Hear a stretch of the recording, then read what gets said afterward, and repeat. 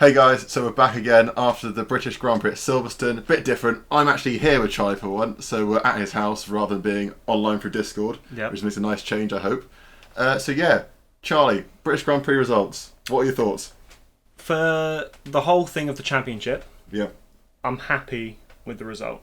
I wouldn't say I wanted it to happen like that because it kind of does diminish it a bit, but I'm it happy. cheapens it basically. I don't know whether it cheapens it because the fact that Lewis gets told you've got like 10 laps to go and you've got to close a 9 second gap. Like you've still got to put in a hell of a drive to do that, but it would have been more fun to watch that be like, yeah, go and close Max down for the last Chase him 10 down. laps. Yeah, because that would have been like, oh, this is like shit, this is really for the championship. That would have been really intense. But for the championship, I'm glad that Lewis won it because it closes the gap. But what a drive from Charles. Charles did so well, and part of me is really sad that he didn't end up winning it because I think even if Lewis finished second, like he closed the gap, and that would almost be enough. Like 19 points, he would have closed up to him because of fastest lap as well. That like it would have almost been like, okay, yeah, fair enough, but let Charles have his moment. Yeah. In terms of the first lap, then, what did you think? Because I feel like we differ in opinion here. You disagreed with me when we watched it live downstairs. Max gave Lewis space. This is where you object to it and half the people object to it. Christian Horner agrees with me, surprisingly. Max gave Lewis space. Lewis shouldn't have been sticking a tyre in there. It's one of the fastest corners on the track. Mm-hmm. Very dangerous. Got 10-second penalty for it, which is ridiculous compared to Checo and Lando getting penalties 5 and 10 seconds for doing their racing of the week. In the FIA's eyes, that means Lewis' incident today is a similar severity to that. Apart from those, no one crashed off the track. From Lewis put Max off the track today into the barriers. 51.9 G crash could have been fatal. Is in hospital having checks on him still. Then they went. And they think it's the same.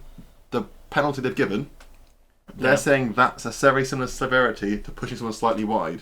And I'm not saying it's maybe a mixture of that being too extreme last week, like the last time, and this maybe being too lenient this time. But there needs to be a more defined line of pushing someone off the track slightly and sending them into a barrier and wrecking the whole car and potentially killing them. I think the problem is you can't compare this week and last week because as soon as you do that, if the FIA were to turn around and be like, okay, yeah, we were too lenient, we were too strict last week, you then give them no chance to grow and to be more lenient this time. If you're then going to be like, oh, well, how is that only a 10-second penalty when it was a 5-second for all those other ones?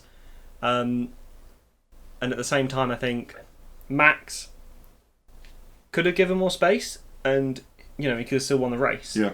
And there is always that thing of it is a lap one incident. And this, you could say if that was a middle of the pack incident on the first lap, would there be so much drama attached to it? I feel like it is obviously like it's made bigger because of the fact that it's Max and Lewis directly. And like if it was Lewis Bottas and Max or off, something, like Lewis has hit Max. Which has gone on to mean Lewis has won the race, not only from a 10-second penalty from behind, but that 10-second penalty means fucking nothing when you've just won the race from it. Because, See, that I don't really agree with. They gave him a disadvantage, but now he's 10... Oh, wow, the penalty... Penalties are there to make you learn from your mistakes, ultimately. So, I won't do that again, I'm sorry. But they're meant to be like, shit, I won't do that again. Yellow cards in football, 2 yellow cards, like, stop that, you're off. 2 yellow cards in different games, like, stuff gets involved. In this F1, you get penalty points, obviously. But this for Lewis, 10 seconds, I don't care. I finished. I've got my first place. I don't care. He's parading around outside like he's won because he has won. It's almost for Max though. The race was decided by Lewis tapping on the first corner, taking out But Lewis's race could have been different if he hadn't hit. If Max wouldn't hit off, Max had spun. Okay, it would be completely different and would have had a similar penalty points for tapping him off. But if it was the other way around, all right, just to play devil's advocate. If it was the other way around, and yesterday we didn't have a sprint race, so we went into today's race with Lewis starting pole. Max tapped Lewis. And Max was on the inside like that. Yep. 100%. I do not think Lewis would have committed to that same line.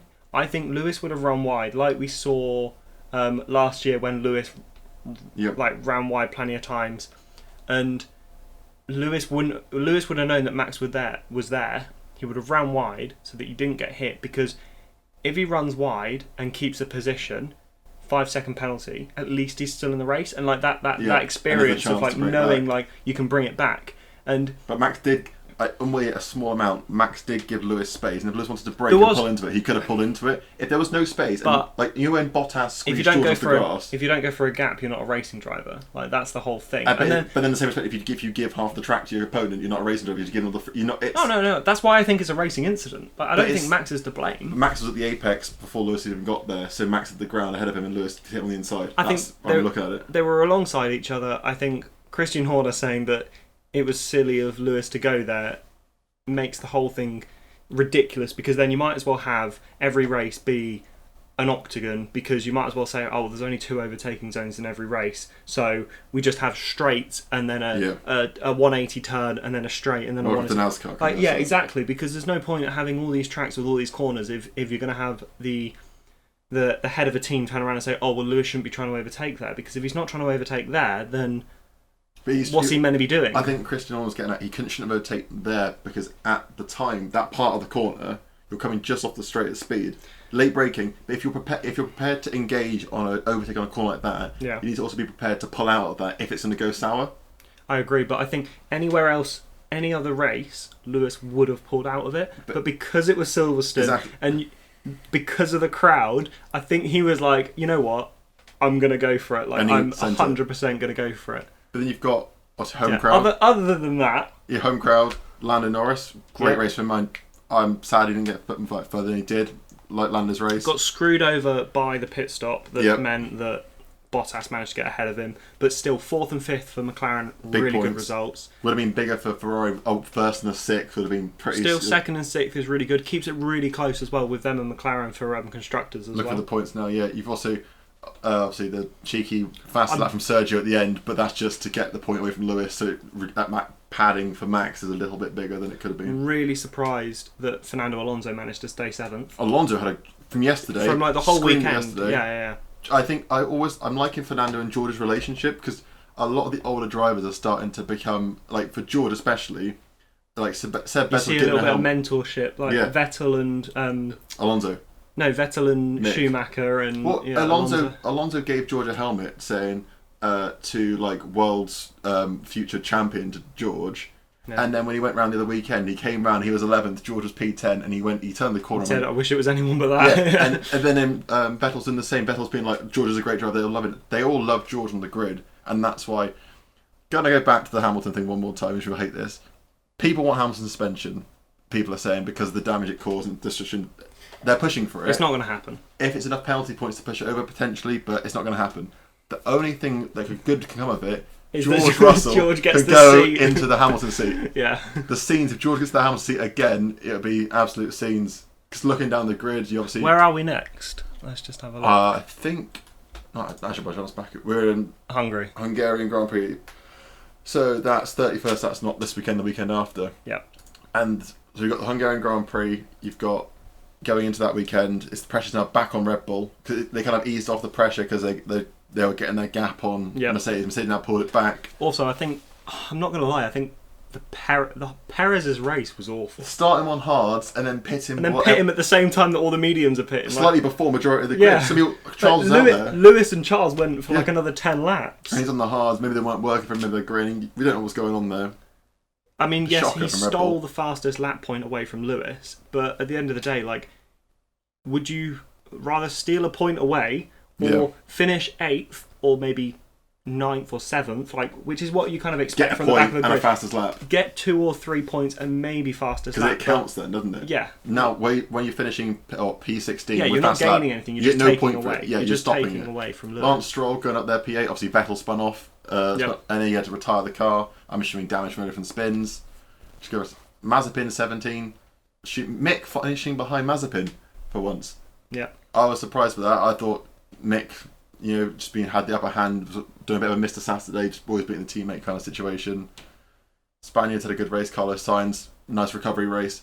That's when, going back to penalty points again, I'm going to do it again. Hamilton, would you say a 10-second penalty during the race is bigger than George Russell's penalty when that tiny collision between Carlos and him using the sprint race? For a 3-place grid drop. Which is more harsh, a 3-place grid drop or a 10-second pit stop penalty? I think the impact, Russell's 3-place grid... hurts him more, I'd say. Yeah. But then that's because he's in a slower car. But that hurt him more for an incident where the guy didn't smash into the wall and get a red flag on the whole event. So it's... I'm taking that in a bubble because it's the same race weekend, same FIA. That's kind of my point though. Like if and again, I think it's a racing incident because I want to see them going for these gaps and things like that. But if Max was to back out of that, run wide, and then come back cry to the pit board and say he pushed me off, Lewis would have still got a 10-second penalty. Lewis or a 5-second penalty. Lewis didn't push him off though. If he'd gone too wide, because Max and Lewis had space on the other side. If Max had to back out of it, like Charles in the last couple of laps, exactly, then he could have said, Lewis has pushed me off. They'd have looked at it and gone, actually, Max hit the corner first before Lewis, so maybe you did push him off, in which case... But is that the Red Bull spirit at the moment, trying to do something like, trying to play the book and be like, oh...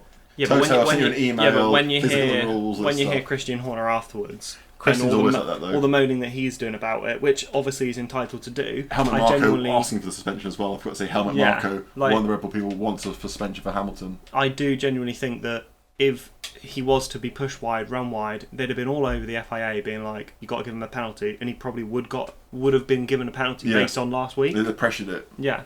But yeah, all in all, I thought... It was an interesting race. What do you think of the sprint race before we wrap up? Because I think the sprint race almost took some excitement out of the main, almost cannibalised a bit of the race today.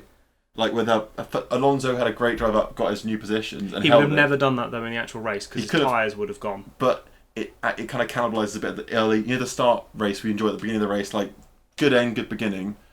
That kind of cannibalised a bit of this race. The only negative from what I see is cannibalising. I'm in two minds. At one point, I want to see them drive around every single day.